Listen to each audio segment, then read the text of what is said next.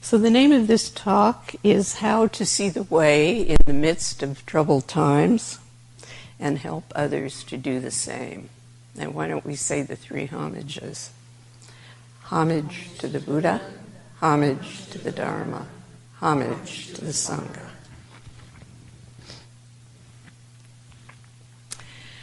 I want to start by telling you a story because a couple weeks ago I had a trip on a Greyhound bus, and it reminded me of a bus trip that I took a few years back, which was a really remarkable experience. You know, we talk about the Buddhas and Bodhisattvas constantly appearing in the world, and we like to say, and there isn't anything anybody can do about it. And you can wonder, well, that sounds great. What in the heck are we talking about?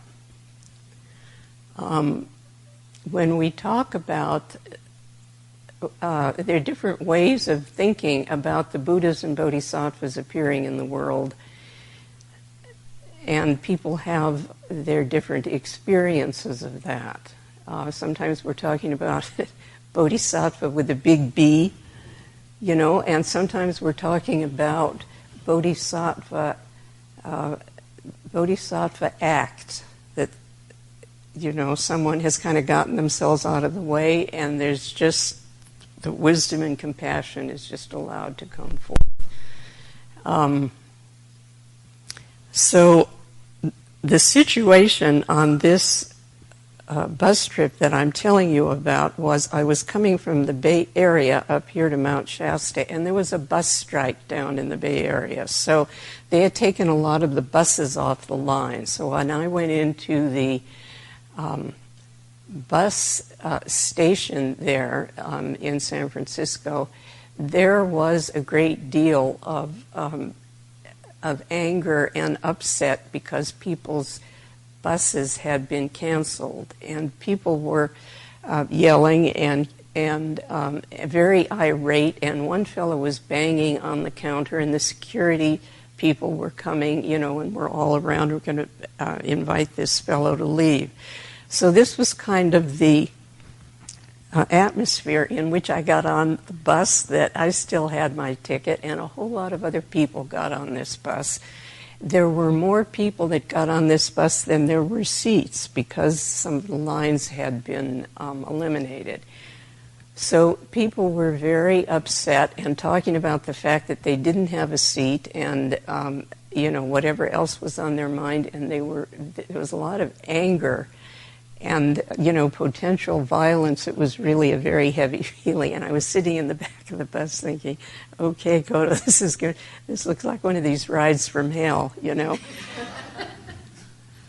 But I needed to get up here, so I just sat there, and pretty soon the bus driver got on the bus, and she was a young woman, probably in her late 20s, and she got on the bus, and the minute she got on the bus, people started yelling at her and you know, sort of carrying on whatever it was that had gone on in the station about the fact that they'd missed their bus and they were going to be late, and in any case it wasn't a place to sit down, and going on and on. And she sat down and she said, "Now listen, folks," she said, "I am glad to hear what you have to say." She said, "But I need your help right now. I need to get out of this station safely." And I don't know if any of you are familiar with the San Francisco bus terminal, but the places where the buses are parked are very narrow, and they have these big columns and all. You can imagine this is not an experienced bus driver because she's driving during a strike. So she said, "I'm going to ask you all to be quiet.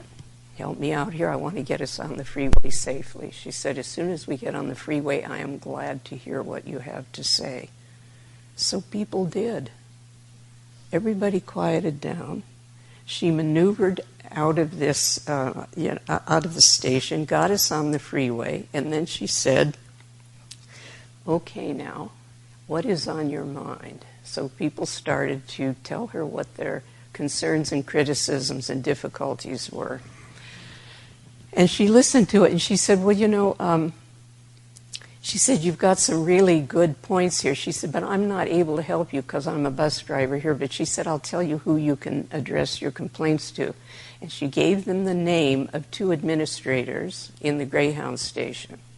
And then she said, now I'm going to give you a tip. She said, don't write an angry letter because they'll put it right in the wastebasket. They will not read it. She said, you want to make yourself heard, so be respectful in the way that you are stating your complaints, and here are the people that you can send them to. And then she gave, people pulled out their paper and pencil and wrote down the names of these folks. And then after a little while she said, we've got an awful lot of people on this bus, and some of you are standing up, she said. I wonder if you could work it out so that the older people have a chance to sit down, and maybe some of you young folks who can handle this a little better could stand up. So people begin to kind of look around the bus and, respond to that. And then she said, okay, now some of you are going to be on this bus for a long time, and some of you are going to be getting off in an hour or so. So kind of keep that in mind, with how you arrange yourself here. So people then started talking to one another and say, okay, where are you going? How far are you going? And, people began, then some people got up and some people sat down, and some people said, okay, I'll stand up for an hour, remind me in an hour, and we'll switch. By this time there was some camaraderie developing here. And this was a milk run. She was stopping every half an hour because they had taken all the other lines off. So she missed the first stop. And somebody said, hey, you missed that stop, So then they began to help her anticipate when the next stop was going to be, because they were all familiar with the terrain and she wasn't. So everybody is kind of working with the bus driver. No, it's coming up in 5 minutes and you go down this street. And at some point she got stuck in a neighborhood and wound up in a cul-de-sac. This was a really big bus and she couldn't get it out. So about 5 guys got out of the bus and, helped direct her out of this cul-de-sac. Meanwhile, people were starting to eat lunch and share their food with one another and have conversations with one another. And you kind of can get the feeling of what was happening here. By the time the bus got up here, people had made contacts with one another, were taking one another's addresses, wishing one another well. It was the most harmonious bus trip I have ever seen, and everybody participated in it. And I was sitting in the back of the bus saying, Kodo, pay attention to this, because this is how it is done. This is how this can happen from this really hostile, threatening atmosphere. This woman was able, out of her immense respect for everyone and really listening to everybody, to shift the atmosphere into something that was just, everybody was a big family by the time we got up here. So I love this story because there's so much teaching in it for all of us. To be in the middle of a scary situation and see what can be done to shift it. We're always so worried about scary situations, and it's hard sometimes for us to realize that they can very quickly go in the other direction because everybody has Buddha nature. And because we're all a mixed bag, So sometimes you call on one side, sometimes you call on the other. And so when you think about the bodhisattvas appearing in the world, look around. Keep your eyes open. And when you find one, see what you can learn from them.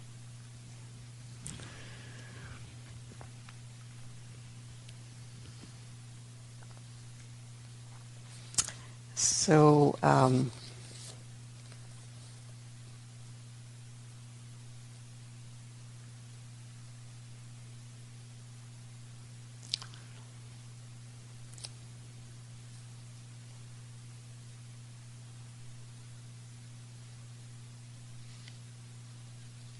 the Dalai Lama uses the word potential a lot.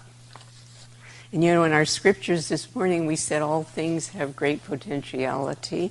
It's one of my favorite lines, because we never know, and there is always the potential within each situation.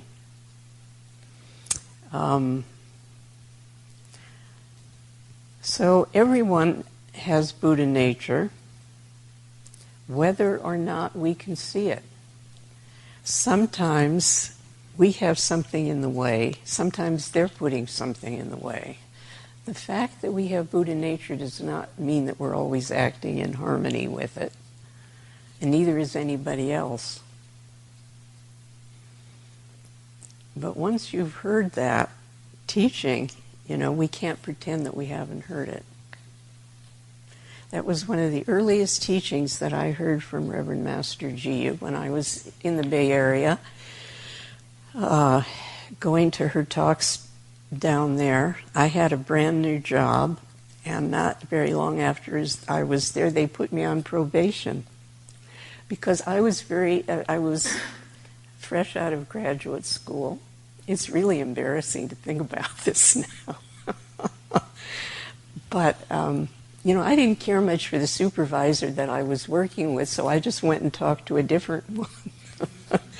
And this is not something that you know, it's not something that is a good idea. And a number of other things. So they put me on probation and told me that I had 3 months to get my act together, or, you know, I could look elsewhere for a job. So I went to one of Reverend Master Jiu's talks, and at that time, I didn't really have the nerve to ask a question, but somebody else, for whom I will be forever grateful, asked my question for me. He said, "I'm having a real hard time with my boss. Have you got any advice for me?" And she said, "Well, your boss has a Buddha nature." And something about that just really struck me like lightning. So we say, okay, that sounds great, but what does it mean? What do I do about it? So, you know, what it meant was that when I went back to work, I took a fresh look at this man, at what he was doing, and I realized right off the bat that, so we were a private agency and we had a contract with the state, which meant that he had 2 different administrations that he was answering to. So when I realized that, I thought, oh, that's why he's making some of the decisions that he's making.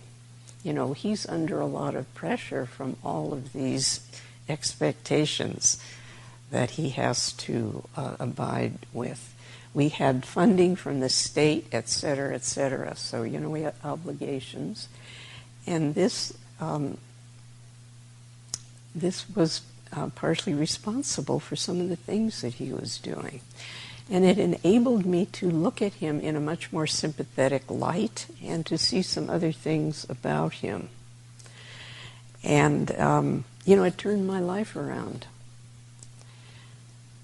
Now, it never became a case that we became good friends, but we had respect for one another. And actually, I stayed in that agency and worked for another 10 years there. And, well, that's a whole other story, which I'm not going to, I won't burden you with that right now. But anyway, a lot of changes. And I guess what I want to say about this is you really have to prove the teaching true for yourself. You have to experiment with it and see what the outcome is, because otherwise It's just, something that somebody's telling you. But Reverend Master Jiyu had a way of making you want to do it. And so I think that's what helped a lot of us. So I want to mention something that comes up periodically for me. I have this experience that someone will come to me for spiritual counseling and say, I'm having a trouble with my relationship with so-and-so. I'm having a really hard time with this person. Have you got any, and I don't know what to do about it. They'll say, have you got any advice for me? And I will very often say, well, find a picture of them and put it up on your altar or your dresser and offer merit or offer good wishes or wish them well. And they will look at me and say, I can't do that. I can't stand to look at them.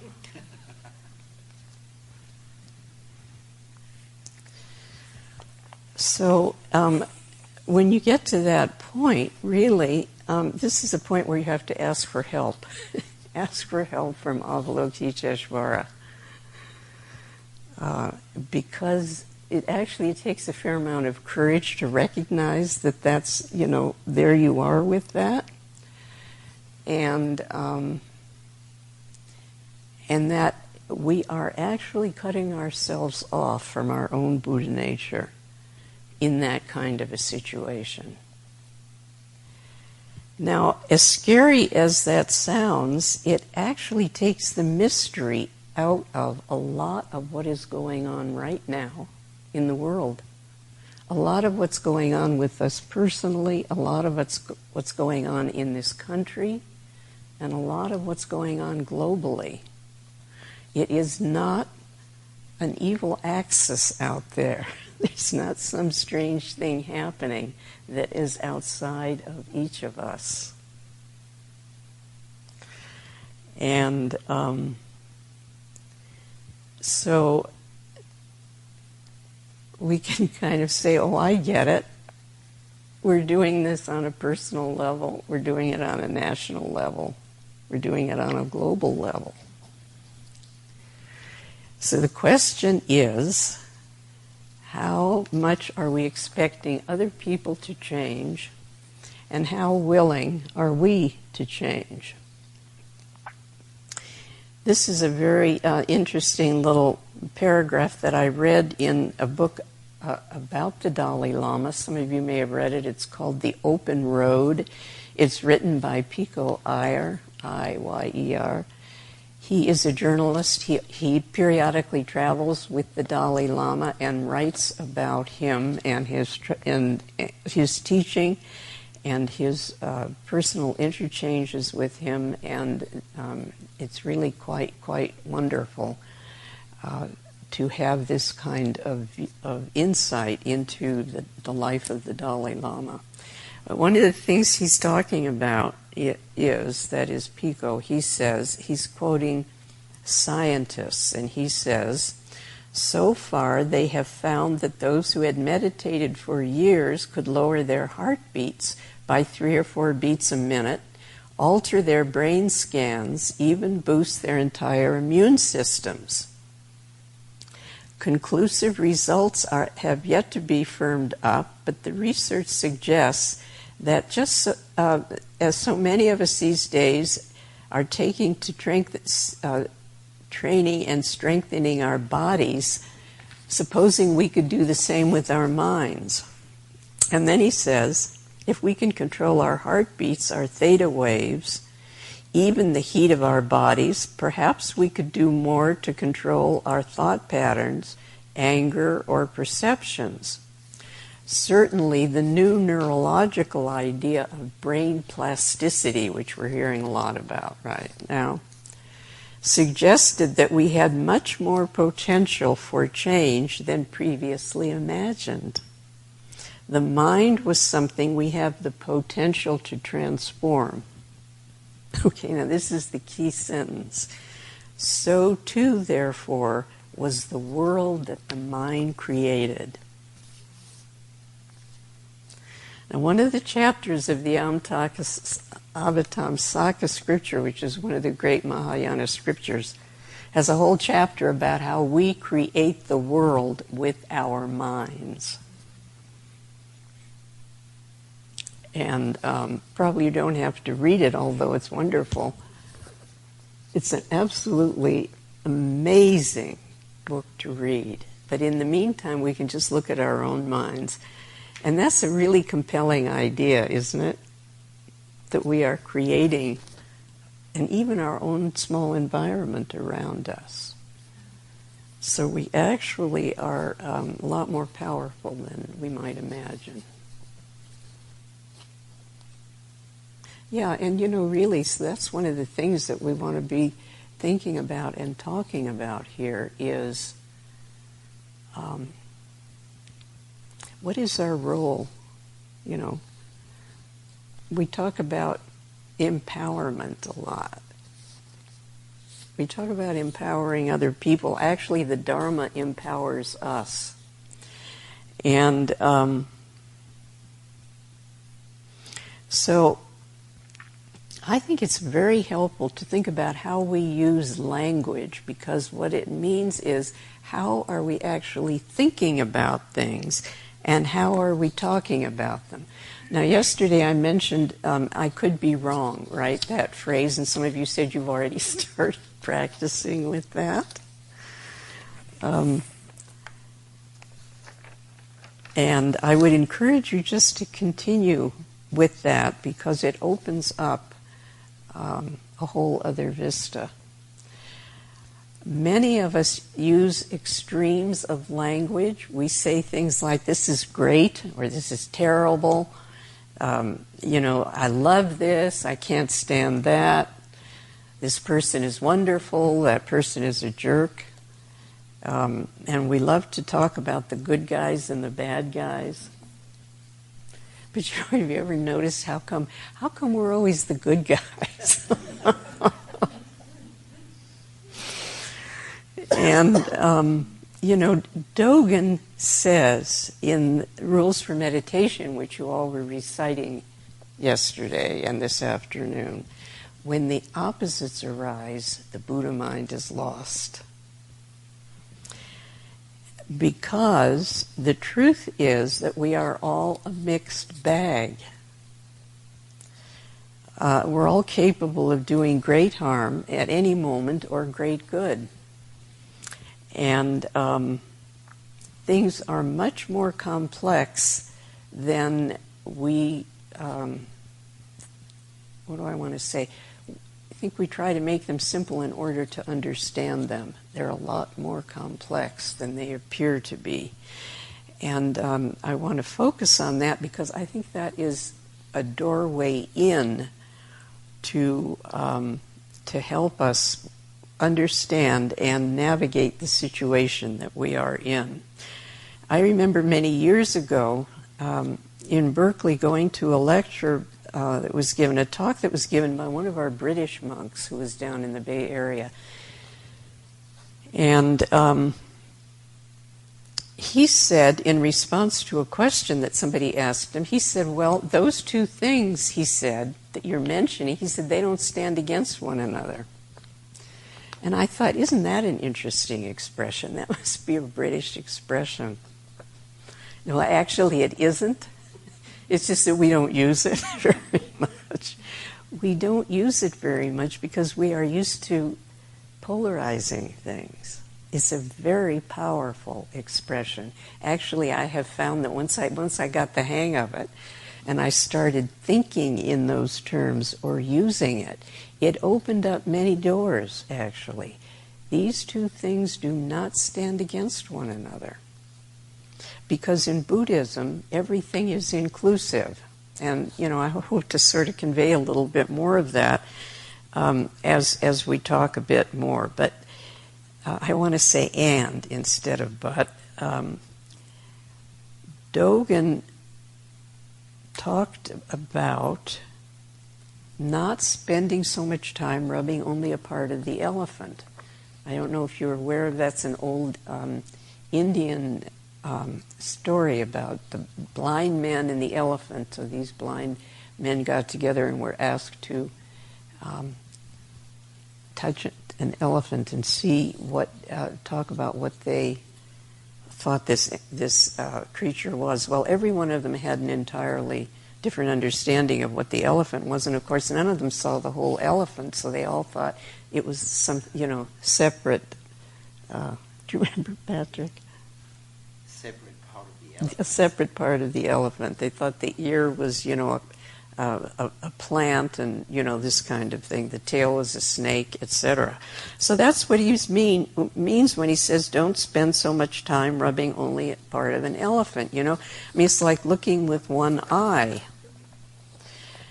And I had a very powerful example of this when a friend of mine who is very interested in politics was telling me about a book that he had read, which was a scathing biography of one of our late presidents a few terms back, and he said this book confirmed all his worst fears about this man, what he had gotten up to. He said, with the exception of one chapter. And in this chapter, the president made a visit to an elementary school in the South. There were a lot of very poor kids there. And it's a long description about how he took all of his aides and they went and visited this school. And they all went in the classrooms and sat with the kids and talked with the kids and ate lunch with the kids, went out on the playground and played with them, talked with the teachers, and, just spent the entire day in this school, he and his whole staff, getting a feel of what it was like for these kids in their life. And he said the description of this was so poignant, he said that it brought tears to his eyes.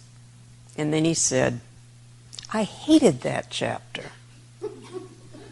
He said that was the worst chapter in the book. So, how many times are we in that situation? The heart is responding to something and the head hasn't got any idea what to do with it. So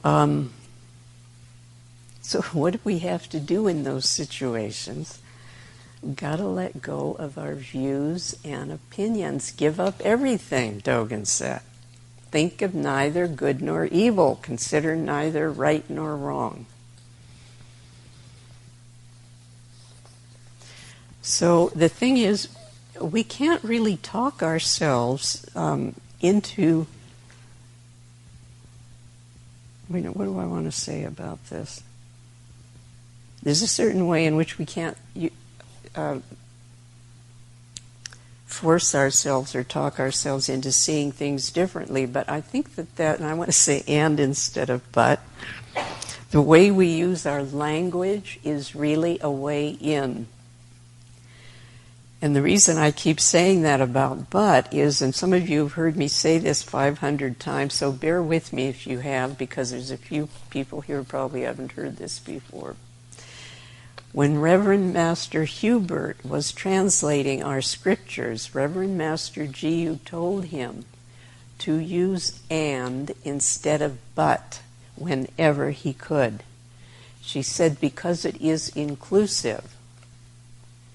And in Buddhism, we are wanting to convey that sense of inclusiveness. So even in our Kesa verse, which we recite every morning, it used to be formless yet embracing every treasure.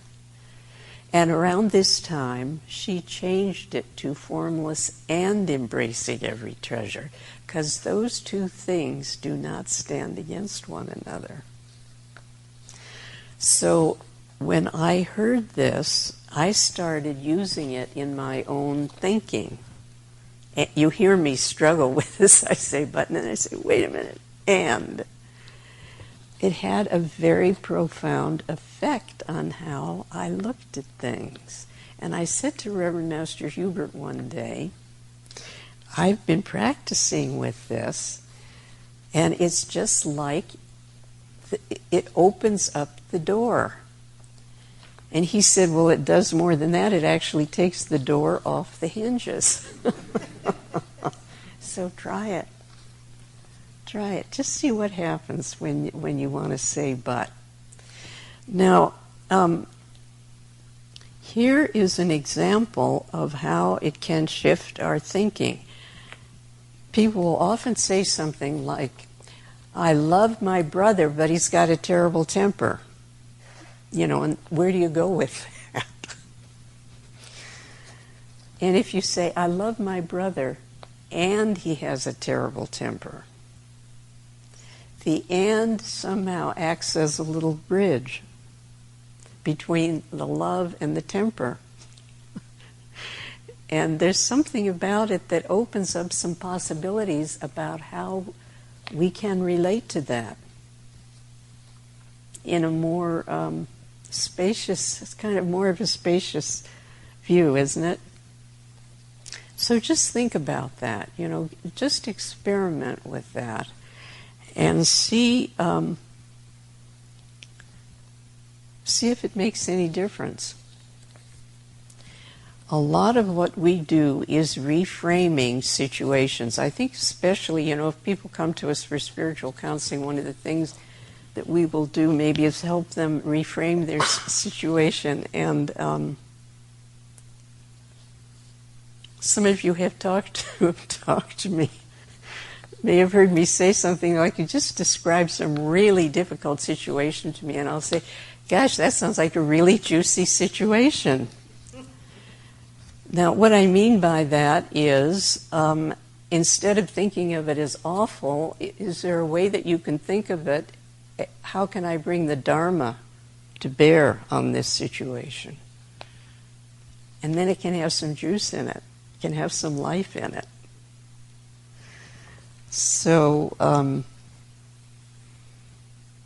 I kind of got a sense of that years and years and years ago when I was a lay trainee and I'd gone to the Berkeley Priory, and I think Reverend Master Echo was there, and I described some situation to him that I thought was perfectly awful, and I thought he was going to agree with me, and he just looked at me and he said, well, that's unusual, isn't it? Well, that kind of took the wind out of that, and I had to look at it again, And so,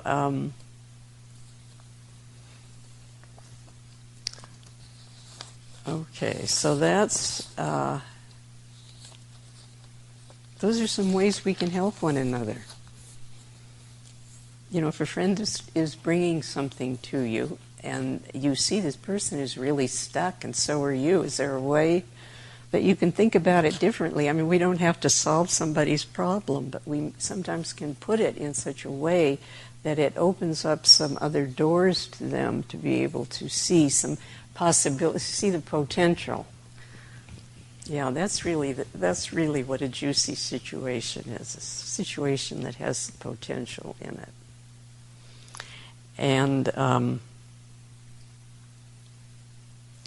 And of course, the gasho is really the ultimate mudra, or this is a mudra is a spiritual position that helps us in the way that we're holding our hands or bodies, has a spiritual aspect to it. And as Reverend Master Jiyu taught us, as soon as you put your hands together, it's like bringing both sides of your brain together. You are immediately in the place of meditation. You are in the third position. You have gone beyond the opposites right then. And if you really do it, it's very important. Put your hands together. Why don't you just try it for a minute? Put your hands together and with no space for worry or fear. Just put them together. It's a very powerful way of collecting ourselves and cutting through whatever state of mind we find ourselves in, It's also a way of asking for help. It's a way of offering respect to someone. It is a way of acknowledging the truth. We say Buddhism will last as long as bowing lasts. Okay, this is a form of bow. The gasho is a form of bow. If you actually bow right into it.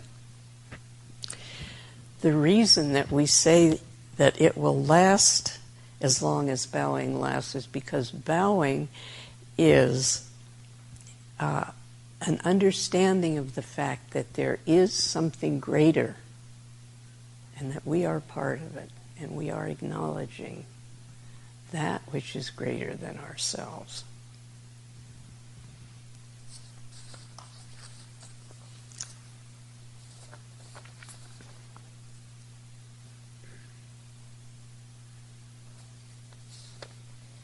So I want to mention, maybe I'll just be quiet for a minute.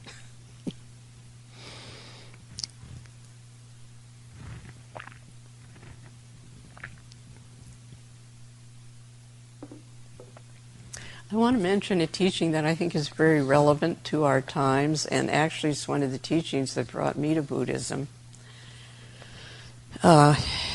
Because when I was in my early 20s, I found myself in a state of despair because it seemed to me it was important to do something that was going to be really big and helpful to the world.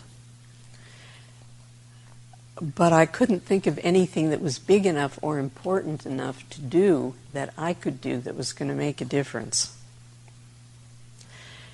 And so when I came to Buddhism, I heard a teaching which changed all of that for me. And that is that no effort is wasted. And I began to see that from my own experience, that the smallest effort can be incredibly valuable. Now, this is really one of my favorite quotes from the scriptures, and it confirms this teaching. And here it is. This is from the Sutra of the Past Vows of Earth Store Bodhisattva. That's Kishtagarbha Bodhisattva, some of you, or Jizo, as some of you may recognize him. At the time of his death, the Buddha said, "I have worked hard for many kalpas to liberate obstinate living beings. Those who have not yet understood the Dharma will surely fall into states of suffering." And Kishtagarbha said, "Even if their good deeds are as little as a hair, a drop of water, a grain of sand, a mote of dust, or a bit of down, I shall gradually help living beings to liberation. World-honored one, do not feel distressed over beings in generation to come." And he repeated this vow 3 times. One of the things I love about this is the only scripture that I've ever read that has a bodhisattva comforting the Buddha. It's reassuring him. And the Buddha says, he was delighted and he said, "My blessings.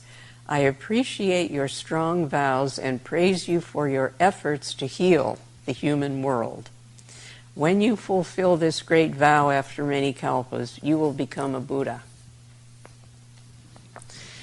Well, now the thing is that Kishtagarbha is not alone in this undertaking. As you see, we still have Avalokiteshvara with her 1,000 hands, which actually represent infinite hands. And I like to think of that because there's so many of them. Many of them are just doing one tiny thing. And all of those things are helpful. The reason is because we don't know where any other person is on their journey and what is going to help them. And one of the most profound confirmations that I had of that was, and again, some of you may have heard this story, and when I was working in the guest office, a woman was here with her daughter. She'd been here before and she loved coming here and found it incredibly helpful. She convinced her daughter to come. Her daughter was very, very depressed and she was deeply worried about her. She was a young woman and she had 5 kids and she was deeply worried about her. So she convinced her to come and she came for the weekend. And when the retreat was over, I said to this young woman, "How was the retreat?" And she said, "I saw the tallest monk in the monastery bend down to pick up a caterpillar out of the cloister so that it wouldn't get stepped on," she said, "and it gave me hope." I just find that a very moving.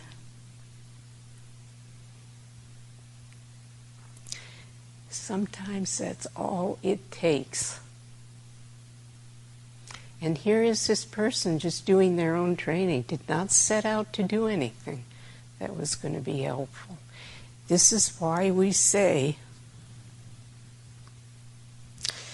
the merit of our training is beyond anything that we can imagine, and we simply have to trust that without having any idea. Reverend Master Dies, we used to say, put your offering on the altar and walk away. Don't look back and see if anybody took it off the altar. Just walk away.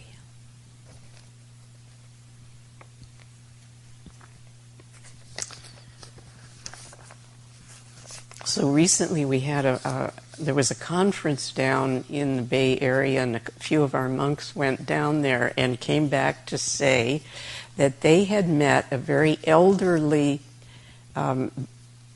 professor down there who was a Buddhist, who had actually encouraged Reverend Master Jiyu to offer her talks through UC Extension. And that made it possible for so many of us to meet her. Many of us right here in this room met her there. Many of the monks met her. And, I wonder if this man had any idea. Here are some folks. Isn't that lovely? Yes. Yeah, because you're one of them. Yes. So many of her students, many of her disciples met her. She used to teach at UC in Berkeley, in San Francisco, in Santa Cruz, right? In Aptos, wherever she went, we would go and hear her. And I wondered, does this man have any idea? He probably said, "Gee, Roshi, it'd be a good idea if you think about it. Offer your talks through UC." And here, so many of all of us who met her there had a hand in building the monastery. And I don't know whether he knows or not. I don't know. I didn't go. You could ask Reverend Amanda or Reverend Master Jisho. He could have been. Yes. Okay. Told you that story? Well, the big dark message. Yes. Is all I remember. Okay. It could very well have been. Yeah. Isn't that something? Yeah. So, something about in difficult times and all, it is so helpful to remember the essential goodness that is constantly manifesting. This is also what is meant by the Buddhas and Bodhisattvas constantly manifesting in compassion, manifesting all around us. somebody said at a Dharma discussion that the cumulative effect of small acts of kindness create a very powerful momentum. And a couple of us were having a discussion, right? You'll remember this. Well, just a couple months ago, after a retreat here, Patrick and Beth and a few of the rest were sitting out at the picnic tables at the end of a retreat, and someone quoted a contemporary poet as saying that when we stop doing small acts of kindness, civilization is going to collapse. And then we had a wonderful session talking about stories of kindness and benevolence that we might not have noticed as such. And interestingly enough, having to do with driving. Okay, people are talking about road rage and the like. So our friend Gary from Portland, which is known, as I understand it, for its really, really intense rush hour traffic, said he'd been driving up there for years, and he said in all of that time, no one had ever refused him the opportunity to change lanes when he had signaled that he wanted to do that. And then we began to talk about all of these. Do you remember? Do either of you want to say anything about that? Patrick, I think, had some examples. I don't have a good memory. He doesn't remember. All right. I don't have any driving Okay. examples. Well, the thing is, this is the thing, I'm so struck by that because that's what I love. I love the stories, the tiny details. I am less interested in the grand gesture because the tiny details are going on all around us. And so, you see, this idea that, how when you come to a four-way stop, everybody stops, right? And somebody signals somebody else to go ahead. And that person will often go ahead and then turn around and signal to the other person as a thank you. So these kinds of interactions are going on all the time. Now, it doesn't matter what those people's political beliefs are, right? We don't know, and it doesn't matter. And the fact that that we are able to get out on the freeway and drive safely is a recognition of the fact that no matter what people are getting up to, they have for that period of time been willing to follow the rules of the road in such a way that we can get where we need to go most of the time in harmony. And people are often acknowledging one another with the waves. See, the way I always think of that is Buddha recognizes Buddha, and Buddha bows to Buddha. And people usually smile when they're doing that. Now, I frankly agree with whoever that poet was. When we stop doing that, we're going to be in trouble. But I think that if we recognize, or when we recognize those things are going on all around, we can take heart and be nourished by the essential goodness and good-heartedness that we all have and gets expressed in these ways that we may not even notice. Somebody, if you go into the grocery store and there's, you've got 2 items and somebody else has got a whole basket load, sometimes they'll say, do you want to come in front of me? And so this is the underlying fabric. This is the thing that connects all of us.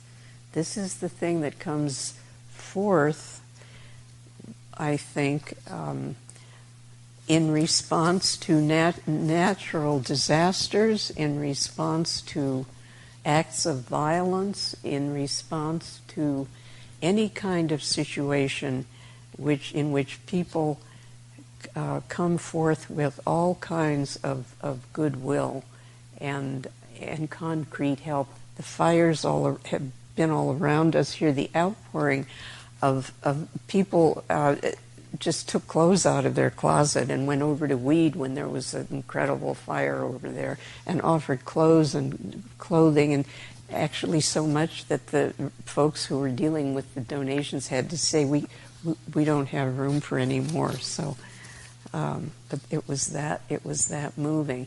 And incidentally, a very impressive thing happened. Reverend Master Ando and I went to the graduation of the Weed High School last year, the year before.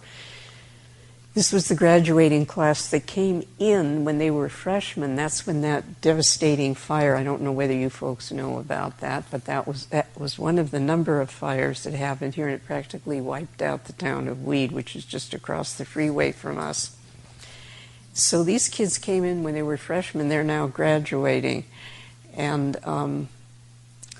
the theme of everybody who spoke, from the teachers to the students, was what it was like to go through school in this time of Reconstruction and connection with this community that was rebuilding itself, and how powerful an experience was for them. It was incredibly moving. And then, I don't know if you folks remember the Pomp and Circumstance. Here were all of these kids, one by one. They were all wearing graduating gowns and hats, and some of these guys who looked like this was the last place in the world that they wanted to be dressed like they were. They came down the aisle you're supposed to do it step by step by step in time to the music, and every one of them did it. One of the most moving and joyful, ceremonies I've been to in a very long time. So, you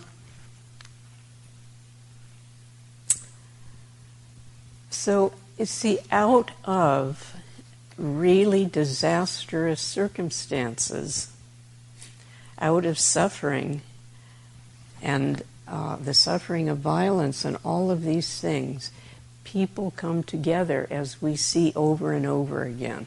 So out of the horror of that recent attack on Christ Church in New Zealand came these incredible acts of solidarity toward the Muslim community all over the world. People went to mosques and just offered condolences. They offered donations. They offered support all over the world, in this country, in Canada. There were marches of support and solidarity. It brought people together, people of many different faiths, in a way that people would not have anticipated. So out of a concern about the